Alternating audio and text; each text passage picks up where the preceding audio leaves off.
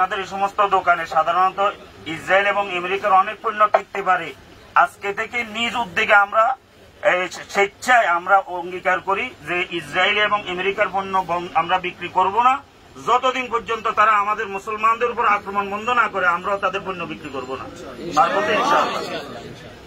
স্মরণ থাকতে না পারে স্মরণ করে দেওয়ার জন্য আজকে থেকে আল্লাহর ওয়াস্তে যদি আমাদের বুকে যদি ইমানি যদি কোনো রক্ত থাকে তাহলে ইসরায়েল এবং আমেরিকার যাবতীয় পণ্য আজকে থেকে বিক্রি করব না, এই ওয়াদাটা করেন যে আমরা করবো না। ঠিক আছে তো ইনশাআল্লাহ। আমরা সকলের পক্ষ থেকে আপনাদের কাছে বিনয়ের সাথে আবেদন করতেছি, আজকে থেকে ইসরায়েল এবং আমেরিকার সকল পণ্য বিক্রি বন্ধ করবেন না ইনশাআল্লাহ। আমাদের সাথে ওয়াদা দেন, করবেন তো ইনশাআল্লাহ। যারা ডিলার ভিতর রয়েছেন, দোকানিরা রয়েছেন। আসসালামু আলাইকুম রহমতুল্লাহ।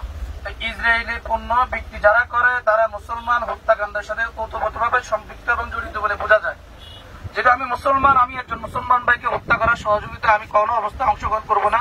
এই দাবিতে ইসরায়েল পণ্য যেগুলো আছে এগুলো আজকে থেকে আমরা বিক্রি করব না, এই দাবিটা নিয়ে আমরা আপনাদের কাছে আসছি। আজকে থেকে ইসরায়েলি পণ্যগুলো যেগুলো আছে এগুলো বিক্রি করবেন না এবং সামনে ইসরায়েলি কোনো পণ্য আপনারা আনবেন না।